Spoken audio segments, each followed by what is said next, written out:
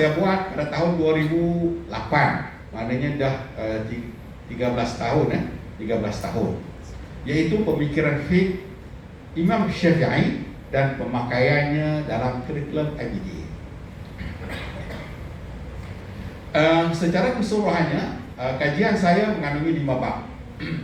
Bab yang pertama ialah pengenalan kajian, bab yang kedua ialah latar belakang, kepribadian dan pemikiran Imam Syafi'i. Saya dahulukan 2 bab ini dulu, kemudian pasal yang kedua saya akan masuk kepada baki 3 bab lagi ya. Next. Secara asasnya kajian saya ini, pemikiran fiqh ini oleh kerana pertapakan awal Islam di Nusantara ini dikatakan adalah berasaskan mazhab Syafi'i, ialah pada abad yang ke-7, iaitu daripada seorang ulama dari Hadraul Maut, Yaman datang ke Nusantara. Dan ia lebih terbukti dengan hukum hakam peperangan, undang-undang laut, undang-undang Melaka, dan banyak negeri di tanah Melayu ini memakai undang-undang Islam yang berteraskan kepada fiqh Imam Syafi'i. Namun akhir-akhir ini apabila kebanyakan pelajar-pelajar balik daripada luar negara, daripada Timur Tengah ataupun daripada banyak negara lah, yang membawa pelbagai aliran pemikiran yang seolah-olahnya menggugat dominasi pemikiran fiqh Imam Syafi'i. Jadi maka lantaran itu saya membuat kajian sejauh mana melihat apakah pemikiran fiqh Imam Syafi'i ini masih utuh di dalam kurikulum IPTA, kerana IPTA adalah ataupun kurikulum IPTA merupakan pencetus penggerak perubahan kepada pemikiran-pemikiran yang berlaku di tengah masyarakat. Dalam konteks ini adalah pemikiran fiqh Imam Syafi'i. Maka saya mengambil sampel saya adalah kepada 3 universiti, iaitu UKM dan QUIM. QUIM itu sekarang USIM. Sebelum ni adalah QUIM itu adalah College University Islam Malaysia. Kenapa saya tak masukkan UIA semasa survivor tu? Maknanya panel tanya kenapa tak masuk IA. UIA ni ialah private. Dia disponsor oleh 49 buah negara. Jadi sebab itu dia bukanlah solid sebagai IPTA. Pada ketika saya buat kajian itulah, jadi sebab itu saya tak masukkan. Panel mencadangkan patutnya IPTA you kena masuk, sebab di situlah dia kata ramai pelajar-pelajar luar negara, foreigner yang belajar di situ, yang sudah pasti mencampur dia punya aliran pemikiran kejituan pemikiran Syafi'i. Jadi saya kata oleh kerana dia tak termasuk dalam skop kajian saya, maka saya keluarkanlah. Jadi akhir sekali dia terima lah ya. Okey. Kajian lepas ya. Kajian lepas sebenarnya pemikiran Syafi'i ini dah banyak ditulis ataupun dah dibuat kajian. Dan yang terakhirnya ataupun yang ketiga tu, yang terakhir tu adalah ada seminar yang dianjurkan oleh Jabatan Perdana Menteri pada 2 tahun berturut-turut, dan banyak paper-paper yang saya perolehi pada ketika itu adalah berasaskan kepada seminar kajian ini. Dan masa itu saya biasanya tempat saya berkampung dalam membuat penyelidikan di perpustakaan Islam dekat sebelah di masjid negara tu. Jadi biasa itulah tempat saya berkampung untuk buat rujukan dalam mengkaji pemikiran fiqh Imam Syafi'i ya. Okay, next. Okay, batasan kajian. Saya dalam kajian saya memfokuskan kepada 5 sahaja. 5 pemikiran asas utama dalam pemikiran fiqh Imam Syafi'i. Imam Syafi'i memang terkenal dalam salah satu daripada aliran mazhab yang kuat, yang popular dalam mazhab Islam. Jadi saya cuba kaji sebenarnya apa kekuatan pada pemikiran fiqh Imam Syafi'i ini. Maka saya decide saya nak cari 5 sahaja, walaupun kemungkinan ada yang dalam penyusunan yang lain mungkin ada lebih daripada itu, tapi saya tumpukan kepada 5 aspek sahaja untuk dalam konteks menyelesaikan tesis pada ketika ini. Itu pun dah ada dekat 480 muka surat untuk 5 bab tu ya. Dan saya sebut tadi fokus saya adalah kepada tiga IPTA. UM kerana dia adalah merupakan universiti tertua pada ketika itu, dan UKM adalah universiti yang mediate ya, tetapi dia punya pelajar dia lebih kepada lokal berbanding dengan UM. Manakala QUIM masa ketika itu dia adalah satu universiti yang baru. So saya nak compare ataupun saya nak lihat UM yang universiti tertua, kemudian UKM ni middle, dan QUIM ni adalah yang baru. Adakah pengaruh ataupun ada terdapat perbezaan dan sebagainya daripada sudut pemikiran fiqh Imam Syafi'i itu dikerapkan dalam kurikulum mereka. Jadi saya lihat kaji benda tu ya. Okey, next. Baik. Isu dia tadi saya sebut tadi adalah apabila pelajar-pelajar dan juga pensyarah-pensyarah di universiti berkenaan atau di Malaysia ini, kebanyakan pelajar masyarakat yang balik daripada luar negara yang beraliran mazhab. Kalau macam orang di belajar di Mekah mungkin Maliki, kalau orang di India mungkin Hanafi, kalau di Mesir ni dia campur, ada Hanafi dan juga ada Syafi'i. Jadi saya melihat adakah mana aspek kurikulum IPTA ini masih dominan pemikiran fiqh Imam Syafi'i itu, ya. Okey. Jadi sebab orang kalau kita tengok dalam YouTube pun banyak kan. Jadi kadang-kadang aliran-aliran yang bercanggah ataupun yang tidak selari dengan pendapat Imam Syafi'i itu sentiasa di-viral. Jadi benda tu bukanlah sejak akhir ini, tetapi benda tu dah lama ataupun diperkatakan dalam masyarakat kita kan. Maka sebab itu yang mendorong ataupun yang saya cuba lihat dalam ni. Okey, yang pertama, next. Okey, kepentingan kajian ni yang pertama sekali ialah saya cuba analisis apakah teras ataupun pemikiran utama yang mendominasi pemikiran fiqh Imam Syafi'i. Yang saya lihat pemikiran fiqh Imam Syafi'i ini adalah satu kekuatan yang bukan sahaja dia mampu bertahan di tengah-tengah masyarakat Nusantara, masyarakat Islam Nusantara sahaja, bahkan pemikiran fiqh Syafi'i ini boleh katakan diterima oleh kebanyakan negara Islam. Jadi sudah pasti dia ada satu kekuatan, dia ada suatu asas yang kuat lah, yang boleh diterima. Kenapa para ulama boleh terima kan?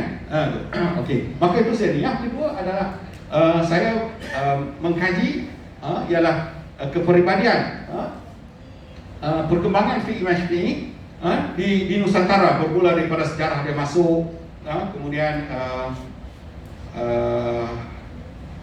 Imam Syafi'i itu sendiri daripada sudut kekuatan ataupun daripada sudut intelek dia tu, daripada sudut intelek dia, sebab selain daripada dia menghafal Quran, dia daripada Imam Syafi'i ini masa usia belasan tahun, masa dia sebab dia ayah dia meninggal tu, dia masa kecil, jadi dia duduk dengan mak dia.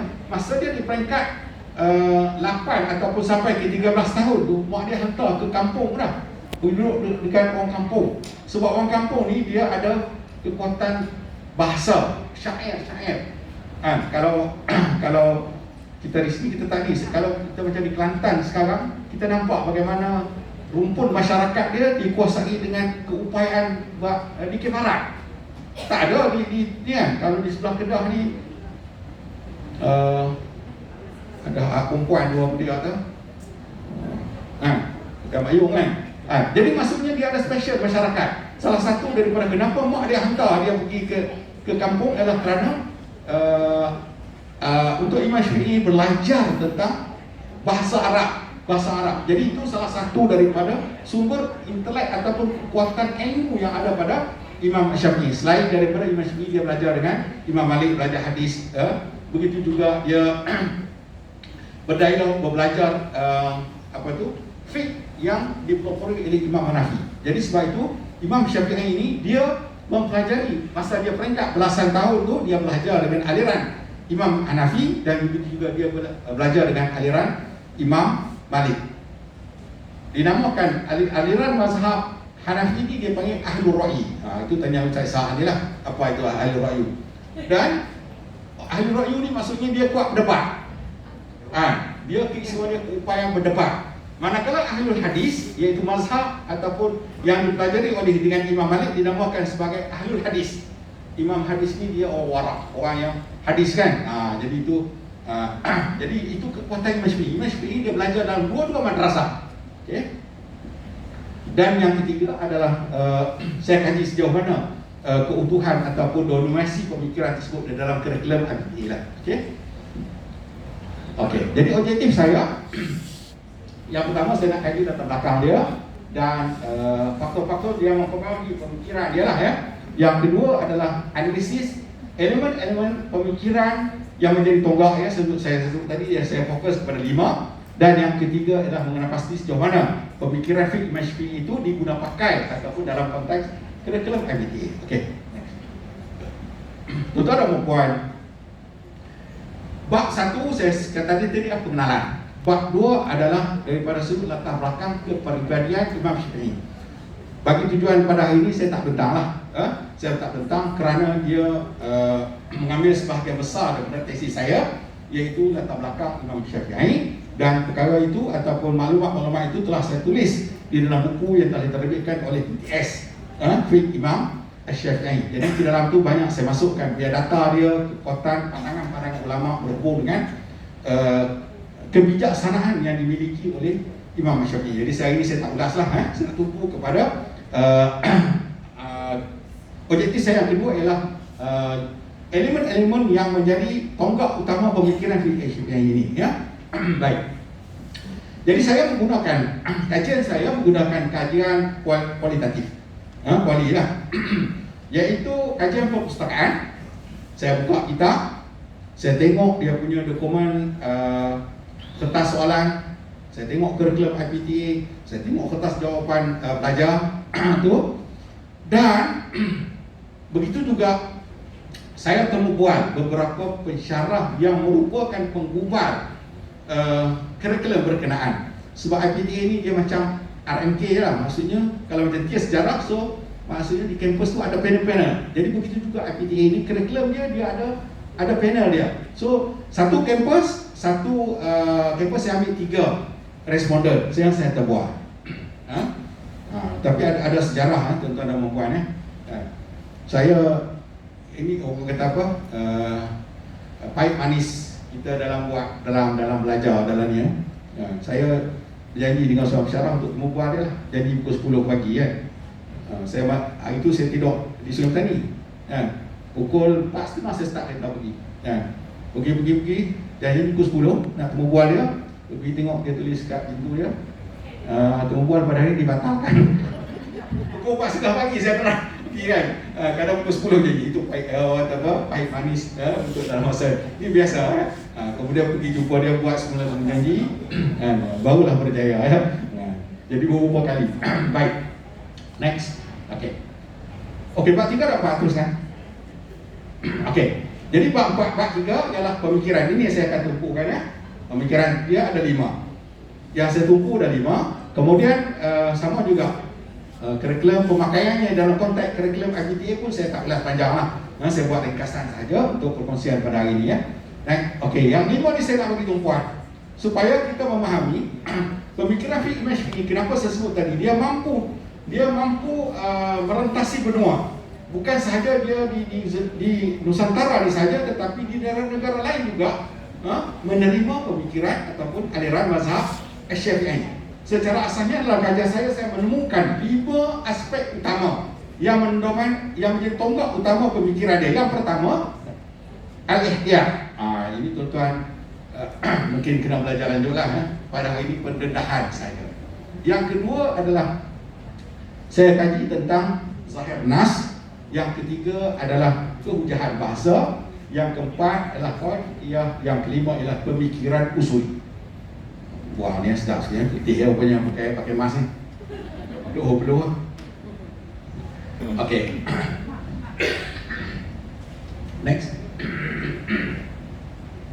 Pemikiran ni sebenarnya dia telah memperolehkan kajian-kajian yang dah dilakukan oleh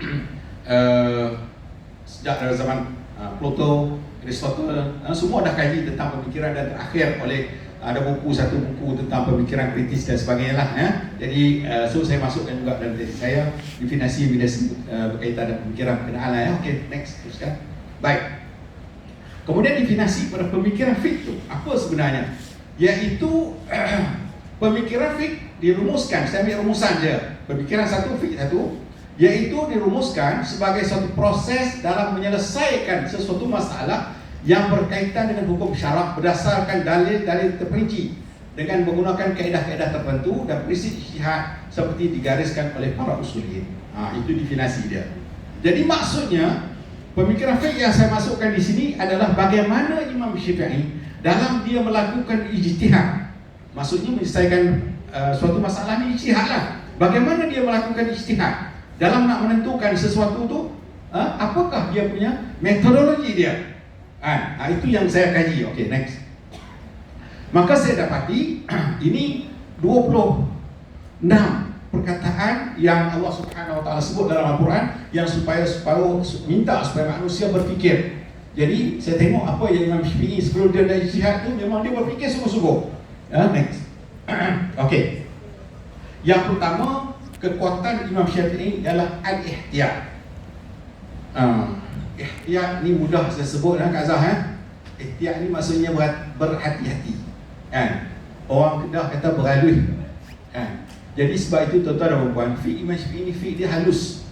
Fiqh dia tak kita nak, sebab itu dia jadi kuat. Maksudnya dia sebab dia beralui. Dalam setiap hukum dia tu berbanding dengan fiqh yang lain lah, saya tak kaji lah. Saya kaji fiqh Imam Syafi'i, dia beralui, dia berhati-hati ya. Maksudnya sini mengambil sesuatu dengan penuh hati-hati dan menyeluruh. Okey, mengambil yang lebih selamat. Dia mengambil, kalau sekiranya ada dua pendapat tu, dia mengambil yang lebih selamat dengan menjauhkan sesuatu perkara yang dihanggapkan tidak harus. Walaupun benda itu sama-sama harus, tetapi dia mengambil yang lebih selamat kerana bimbang takut jatuh kepada perkara yang tidak harus. Panjang macam itu bahasa kitab bahasa kitab. Memelihara diri daripada terjerumus kepada suatu perkara yang mengundang dosa. Sebab itu Imam Syafi'i dia berihtiyat. Jadi saya kata fiqh Imam Syafi'i ini fiqh yang berhati, yang beralih. Contohnya okey. Contohnya sesuatu yang digalakkan buat diistilahkan sebagai al-wara'u. Dalam fiqh Syafi'i ini, nanti saya akan tunjukkan beberapa istilah yang anda pakai. Salah satunya dia panggil al-wara'u. Itu apabila kalau saya Ishaq baca kitab Al-Um ke Ustaz Dr. Salah baca ada perkataan al-wara'u, makna menunjukkan kata perkara ini dia sesuatu yang digalakkan buat. Seolah-olah sebagai contoh dalam hadis, apabila kamu bangun dah kamu basuh tangan 3 kali. Dalam hadis sebut apabila kamu bangun kamu kena basuh tangan.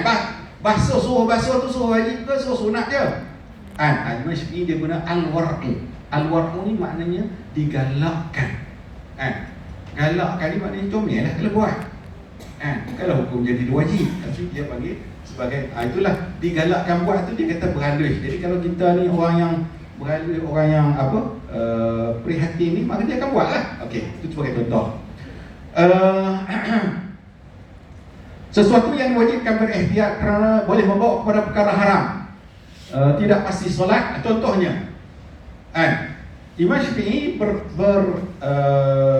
berpendapat seorang yang kata dia sembahyang tak sembahyang lagi, contohnya dia sembahyang asar kan, contoh biasa kan, kita tidur lepas asar, kita bangun maghrib tu sembahyang ke tak sembahyang? Maghrib asar tadi kita sembahyang ke tidak? Ataupun konflik maghrib, tidur lepas asar, bangun dah pukul ni, maghrib tu sembahyang tak sembahyang? Imam Syafi'i berpendapat hukumnya dah tak sembahyang. Sebab apa? Sebab meninggalkan sembahyang itu berdosa. Jadi walaupun kita dah buat, jadi maknanya hukum Imam Syafi'i wajib sembahyang sekali lagi. Sebab apa? Sebab berihtiyat. Itu dipanggil ihtiyat, mana berhati. Mana sebab apa? Sebab kalau tak buat berdosa. Jadi dia mengambil hukum yang menolak atau menjauhkan daripada perkara yang boleh mengenang dosa. Okey. Contohnya lagi, lupa rokok atau sujud atau sesuatu rukun sama juga dengan mengulangi. Contoh 3 ke 4 sembahyang asar, sembahyang di masjid ni semalam sembahyang asar. Tok imam tu dah rakaat kedua dia duduk tahiyat dah. Rakaat ketiga pun dia duduk tahiyat. Jadi makmum confused. Nak mufarakah ke nak ni? Saya pergi dah rakaat yang kedua. Sembahyang sebelah sini dulu. Jadi tak sembahyang, tok imam dah sembahyang 5 rakaat, takkan nak tambah lagi, cukup 4 rakaat tu yalah. Jadi tok imam dia sembahyang 5 rakaat.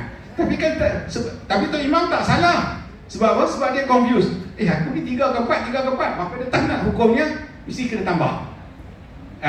Itu dipanggil ihtiyat. Ihtiyat itu berhati-hati ataupun beralui.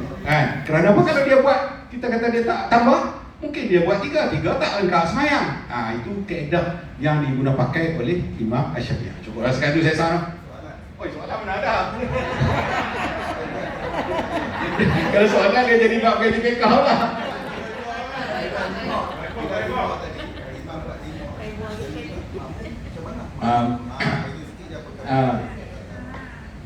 Makmum dia kalau sekiranya dia confused, maksudnya dia pun 4 kali 5 maka dia tua imam 5. Tetapi kalau sekiranya dia jazam, dia dah memang confirm, maknanya tu imam ni memang salah lah kan, subhanallah tu imam dah, mana hukumnya dia sepatutnya wajib mufarakah, maksudnya dia mesti buat 4 lah. Tapi kalau lah dia pun kan, aku tak ingat tu imam ni 4 kali 5 4 5, dia sendiri pun 4 5 jadi tu imam tambah 5, dia pun tambah 5 lah. Tapi kalau dia dah tekad ataupun dia dah memang confirm sepatutnya 4, dia kena mufarakah lah, janganlah tu imam buat seorang-seorang. Dalam fiqh Syafi'i, maksudnya kalau sekiranya dia nak menunggu juga ambil fadilat fadilat jemaah, maka dia duduk tahiyat akhir itu dalam keadaan sehingga imam memberi salam. Itu mengaji fiqh lah, susah bukan tesis ni kan. Itu kena cari bab lagi lah, kimia. Okey, next. Baik, saya sebut dalam kajian saya ada beberapa istilah yang digunakan oleh Imam Syafi'i yang menunjukkan kata ihtiyat. Maksudnya dia bukan satu istilah. So dia ada beberapa istilah. Contohnya ada di sekiri dia pakai perkataan ihtiyatan. Ada yang perkataan al-ikhtiyar. Ada 7 istilah kan. Ada yang setengahnya dia guna perkataan aula indi, yang lebih utama di sisi saya. Jadi semua tu ada definisi maksud-maksud yang tersendiri. Cuma saya nak highlightkan di sini adalah dalam konteks pengkajian tentang ihtiyat tu, berhati-hati beralih tu, sebenarnya dia guna pelbagai istilah yang memberi arti maksud yang banyak berdasarkan kepada kekuatan suatu dalil yang diguna pakai. Jadi kalau sekiranya dia guna hadis yang kita kata yang kuat, mungkin dia akan guna itulah yang lebih utama pada aku. Jadi dia berdasar kepada hadis yang ataupun hujah-hujah yang dijadikan sandaran. Itulah yang menjadi pendorong kepada istilah-istilah yang berbagai. Okay, next. Cukup lalu. Okey. Kajian saya yang kedua adalah sebab sebagaimana saya sebut di awal tadi, Imam Syafi'i kekuatan dia adalah dia masa kecil lagi, pada ketika umur 8 tahun mak dia dah pergi hantar di kampung. Dia menghafal syair-syair. Dan dikatakan pada usia belasan tahun Imam Syafi'i ini telah dilantik sebagai qadhi, sebagai hakim di Yaman. Dan dia masih usia muda lagi. Jadi salah satu kehebatan dia. Jadi dia telah mendepani situasi-situasi masyarakat ini secara direct sebagai pemutus hukum pada ketika itu sebagai qadhi lah. Okey. Jadi oleh kerana dia orang bijak, orang yang menghafal Quran, hadis dan syair-syair yang banyak, salah satu daripada kekuatan fiqh dia adalah berdasarkan kepada pendekatan dia adalah zahir nas ya. Saya nak confuse dengan kehujaan bahasa tadi. Zahir nas ni ialah kalau sekiranya suatu dalil ataupun suatu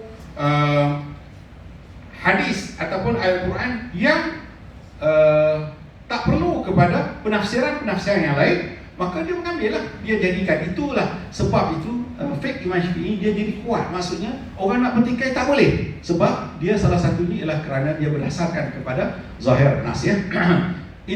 Istilah yang biasa digunakan dalam fiqh Imam Syafi'i apabila wa bihadza na'khudhu, itu bermaksud hujah ataupun sandaran hukum itu berasaskan kepada nas yang zahir. Ya, jadi tak perlu pada takwil, tak perlu kepada ni dah. Terus direct dia ambil, jadi dia akan labelkan pendapat dia ialah wa bihadza na'khudhu. Jadi macam Dr. Selina dia buat sejarah, saya tak tahulah dia label apa kan. Tapi saya kaji fiqh Imam Syafi'i, itulah istilah yang digunakan. Saya ambil contoh ya. Contoh tu banyak saya ambil contoh sapu kepala ni kan. Sapu air di kepala ni dah mudah contoh ya. Dalam ayat Quran, dalam Al-Quran, wamsahu birusikum. Imam Syafi'i, Imam Maliki hukum untuk ambil wuduk tu mesti basuh semua kepala. Mesti basuh semua kepala. sapu buang kepala. Imam Syafi'i dia kata ialah memadai dengan 3 urat ataupun sebahagian. Sebab apa? Biru'usikum. Bi ni maknanya sebahagian. Jadi zahir ayat tu jelaslah, sapulah sebahagian, bukan dia suruh semua. Jadi Imam Maliki dia berpendapat mungkin sapu semua tu adalah kerana mungkin berdasarkan kepada hadis dan sebagainya. Tapi Imam Syafi'i tak, maksudnya kerana dalam ayat tu dah jelas, zahir nas dah jelas, sapulah sebahagian kepala. Jadi dia ambil lah. Jadi sebab itu Imam Syafi'i menghukumkan sapu air di kepala tu adalah sebahagian daripada kepala, memadai 3 urat, 3 helai rambut sudah. Jadi jelas pada. Jadi itu cara Imam Syafi'i berhujah. Yang kedua ialah zahir nas. Okay, next. Yang ketiga adalah kehujahan bahasa. Kehujahan bahasa ni adalah salah satu kekuatan fiqh Imam Syafi'i. Dia berasaskan ataupun hujah dia adalah berasaskan pada aspek bahasa. Aspek bahasa. Sebab latar belakang dia sebagai ahli syair, orang yang mengkaji bahasa, orang yang menghafal syair yang banyak tokoh syair lah dia ni. Jadi itu kekuatan dia. Jadi saya ambil satu contoh saja. Dalam orang nak menikah, jangan sebut nikah syar'i kan.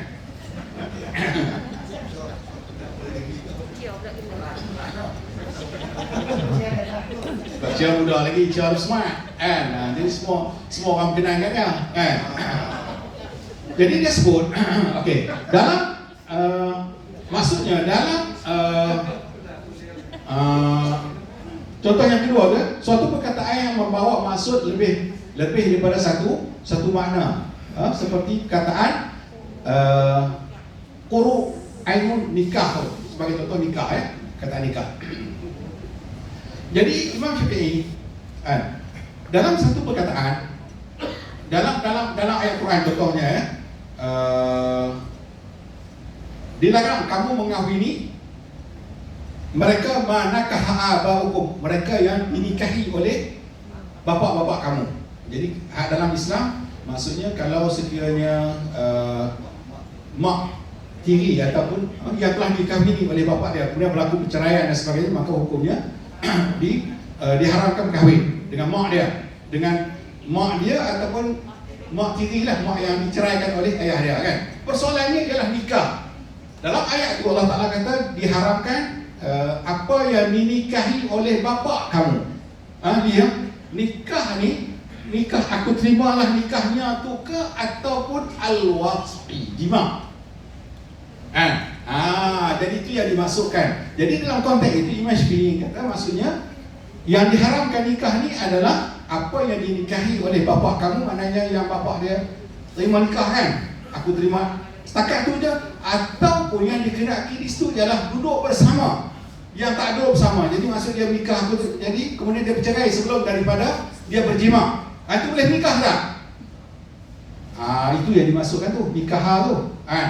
Jadi Imam Syafi'i kata yang dimasukkan nikah di sini ialah ma waqa'a, yang dijima. Jadi bermaksud kalau sekiranya seseorang kita kata yang telah berkahwin kan, kemudian dia tak jima, boleh tak dia berkahwin dengan anak dia, anak tiri lah tertaris kan nak kahwin dengan seorang janda, ada anak contoh, payah kalau tak buat contoh payah dah tahu. Jadi saya buat contoh dia lah, dia punya ni. Tapi bila nak berlaku tak tahu yang tertaris okey. Kahwin dengan seorang janda, ada anak jadi sekarang ni tak boleh kahwin dengan anak tu kerana semata-mata aku terimalah nikahnya ataupun kerana berjima dengan hak isteri yang dia berkahwin. Jadi Imam Syafi'i kata ialah nakah itu ialah jima. Jadi maknanya kalau sekiranya tak jima maka dia boleh kahwin dengan anak tiri tadi yang belum dijima. Itu perspektif hujung bahasa lah. Dan begitu juga Quru ni pun memberi makna yang ni. Dalam orang perempuan haid, ini bicara about orang perempuan. Orang perempuan haid ni diharamkan kahwin itu adalah maknanya dia 3 quru, salah satu quru. Quru tu maksud apa? Haid ke atau suci? Imam Syafi'i kata quru itu adalah haid, maknanya 3 kali haid, 3 kali datang haid, maka barulah diangkat sebagai suci. Tetapi pendapat yang kedua ataupun istilah yang kedua, quru itu juga bermaksud mesti suci. Suci maksudnya 3 kali suci. Jadi itu istilah-istilah. Jadi Imam contohnya, jadi yang dimasukkan sebagai wanita tadi apabila dia bercerai, salah satu kuruk tu masuk 3 kali haid ke 3 kali suci. 3 kali haid ke, maksudnya kalau dia bercerai pada ketika bersih sekarang ni. So dia kena 3 kali haid ke ataupun 3 kali suci. Sekarang suci, haid, suci, haid, suci. Jadi sekarang ni mana? Itu jadi maksud dia itu. Jadi bagi Imam Syafi'i yang dimasukkan dengan kuruk sini ialah 3 kali suci. Kalau dia bercerai itu dalam keadaan suci, haid, suci satu. Jadi makna dia lebih panjang lah. Jadi itu maknanya Imam Syafi'i kata kuruk ni ialah kuruk, maksudnya suci dia ya. Jadi itu maksud yang perbincangan hukum-hukum ijtihad Imam Syafi'i berasaskan hujah bahasa. Okey, cukuplah. Okey. Yang keempat adalah qawaid fiqhiyah. Qawaid fiqhiyah ni menarik ya. Qawaid fiqhiyah ni dia adalah satu formula dan prinsip yang dipakai dalam masalah-masalah furu'. Jadi dia mudah. Jadi dia macam formula lah. Jadi formula. Sebab kenapa saya kaji benda ni? Sebab dalam kebanyakan tulisan mengatakan qawaid fiqhiyah ini diasaskan oleh mazhab Hanafi. Bahkan dikatakan dalam banyak penulisan-penulisan dalam aliran mazhab Hanafi adalah dikatakan mana Imam Syafi'i ambil daripada mazhab Hanafi. Memang tidak dinafikan kerana Imam Syafi'i dia memang mempelajari dan dia juga belajar dengan anak murid Hasan Asy-Syaibani daripada aliran mazhab Hanafi. Maka sudah pasti kemungkinan. Dan Imam Syafi'i sendiri apabila saya mengkaji, dia mengasaskan beberapa pemikiran ataupun qawaid fiqhiyah yang tersendiri, dan yang secara asasnya dia ada 5 yang dipanggil sebagai ummahat qawaid fiqhiyah. Ibu kepada 5. Mudah. Jadi kalau kita tahu formula kan, contohnya al-umuru bi maqasidiha. Itu statement lah. Setiap perkara berasaskan kepada apa yang diniatkan. Jadi mudahlah. Jadi orang nak sembahyang, kan tak niat, boleh sah tak? Tak, jadi mudah. Jadi itu jadi satu formula. Al-adatu muhakkamatun. Suatu perkara yang ada, satu menjadi kebiasaan, boleh dijadikan hukum. Contohnya orang Kelantan, kahwin orang Kelantan. Saya kahwin orang Kelantan. Semua mas kahwin, belanja tu dia namakan sebagai mas kahwin. Betul tak ni? Tadi Kelantan kan, atau jadi kaya ada. Jadi orang Kedah mas kahwin berbeza dengan belanja kan. Mas kahwin 2,000, belanja mungkin 8,000 jadi 10,000. Orang Kelantan tak. Orang Kelantan kalau 10,000 dia tak ada. Oh, kaya orang Tina. Jadi orang Kelantan, jadi saya pun semua mas kahwin dan juga pembelanjaan tu dianggap sebagai mas kahwin. Apa beza dia? Implikasi dia berbeza. Kalau sekiranya dinama mas kahwin, penggunaan duit yang diberikan kepada wanita hendaklah mendapat izin kalau nak beli. Tapi orang Kedah hak 2,000 tu yang jangan kata, manakala 8,000 belanja boleh 40,000. Tapi orang Kelantan tak boleh. Dia kena dapat izin. Sebab apa? Itu perbezaan. Sebab itu dipanggil al-adatu muhakkamatun. Adat kebiasaan pada satu-satu daerah itu dijadikan boleh dipakai sebagai hukum. Maksud kalau orang selain meminang Kedah, meminang orang Kelantan, maka dia kena turut Kelantan. Dia tak boleh nak keras lah. Oh, kami ni Kedah tak buat macam tu. Kami kalau kata mas kahwin 1,000 lah. Hal lain tu kena bagi tak. Kena ikut kepada, kalau dia kahwin Kelantan, ikut adat asam orang Kelantan. Kalau dia kahwin orang Kedah, bukan ikut adat asam orang Kedah, walaupun dia di Kelantan buat macam tu. Negeri lain saya tak tahu lah, sebab saya orang Kedah, saya orang Kelantan. Tu saya ambil, saya buat contoh. Kena try lah. Okey. Okey, baik, itu saya kaji ya. Okey, yang keempat, yang kelima. Yang kelima, yang terakhir ini ya. Ini saja saya share sepanjang perkajian saya lah. Apabila saya buka kitab-kitab fiqh yang itu, saya mendapati adalah 10 perkara yang najis yang dimaafkan. Saja saya nak share dia ni.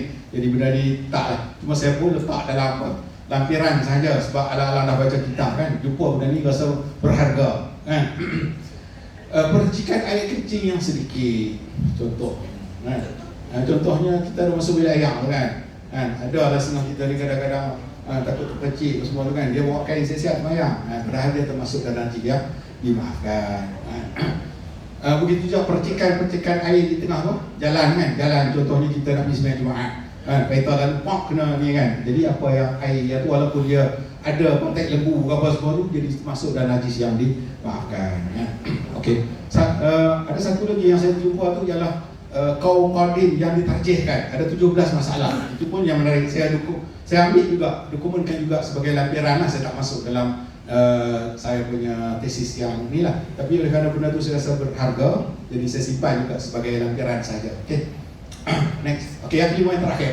Ini ialah yang mengungguli pemikiran fiqh Syafi'i. Sebab ialah pemikiran usuli. Pemikiran usuli ini maknanya dalam membuat satu hukum, buat satu pendapat, dia kena base ada kepada satu metodologi. Kalau dilihat pemikiran-pemikiran fiqh sebelum ini, dia tidak berasaskan kepada satu metodologi yang jelas. Tapi Imam Syafi'i yang mengasaskan ini pemikiran fiqh yang kita kata berasaskan metodologi yang jelas ataupun apa yang dinamakan sebagai usul fiqh. Usul fiqh itu adalah usul fiqh, teras fiqh. Yang mengasaskan itu adalah Imam Syafi'i yang menjadikan dia sebagai satu dokumen yang sistematik yang dirujuk. Jadi adalah usul fiqh itu ialah ciptaan hasil Imam Asy-Syafi'i. Jadi kalau kita lihat, jadi memudahkan sebagai contoh, saya ambil yang belakang saya. Sebagai contoh, dalam metodologi Imam Syafi'i, dia buat al-amru lil wujub.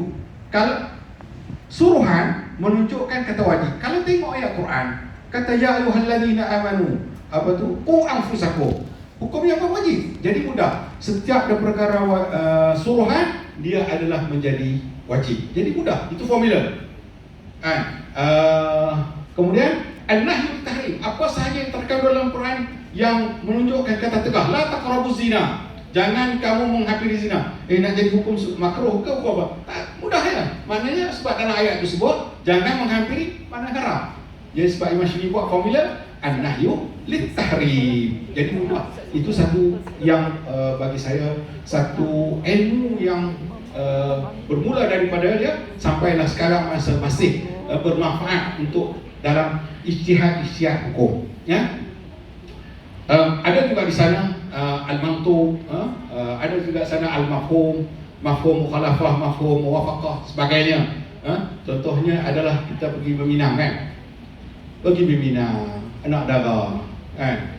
Dia kata, ni Ustaz Ishak ni, dia kata Ustaz Ishak pergi minang. Minang anak dia bukan minang ke dia. Kan. Anak dara ni dia setuju ke tidak? Cuma dia anggur tu dia panggil. Tapi setuju tak anggur pasal gerak? Setuju tak? Setuju tu maksudnya daripada dia faham daripada mana?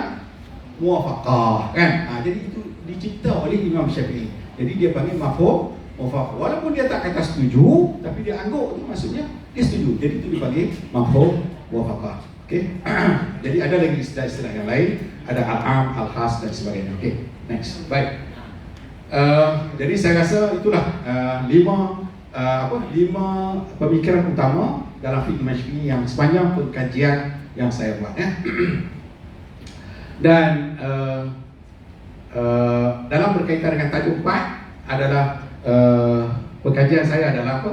Dalam kurikulum IPTA, maka saya mendapati pemikiran fiqh Syafi'i ini memang masih mendominasi lah sebahagian daripada kurikulum fiqh dalam IPTA itu. Cuma ada sedikit dapatan saya di kemudian akhir itu yang saya sebutnya. Yang mana dalam bab 4 itu bila saya kaji, saya mendapati, saya buat rumusan ni ataupun dapatan akhir. Mutakhir ini kandungan kurikulum IPTA lebih terbuka, menjurus kepada pembelajaran secara perbandingan. Jadi maknanya dia tak belajar solid dah. Walaupun dia ambil pandangan fiqh Imam Syafi'i, tapi dia akan masuk juga pandangan-pandangan lain sebagai muqaranah, sebagai perbandingan. Itu apa yang saya dapati dalam konteksnya dalam pengkajian saya dalam konteks kurikulum IPTA. Jadi dia ada pemikiran fiqh Imam Syafi'i secara dominan, tapi dia bawa juga pandangan-pandangan lain sebagai suatu perbandingan ya. Okay, yang pertama, latar belakang pendidikan dan suasana sosial budaya yang dilirik oleh Imam Syafi'i sejak kecil banyak mempengaruhi pemikiran metod pemikiran fiqh dia ya. Jadi suatu tersebut tu. Yang kedua, 5 asas yang menjadi tonggak pemikiran yang saya sebut 5 tadi. Jadi memang tepat. Walaupun di akhir-akhir tu penyelia saya dia minta supaya kaji satu lagi. dia katalah pada hemat dia, kata kalau saya boleh kaji satu lagi, Pak Imam satu dah ujung-ujung dah. Saya kata saya mau tamat kelima ni lah, mungkin untuk kajian-kajian yang seterusnya. Dia cadangkan kepada saya kalau sempat kaji, dia tak kaji satu lagi, ialah istishab. Istishab ni pun menarik tapi saya tak kaji lah. Terus saya berhenti pada setakat 5 sahaja.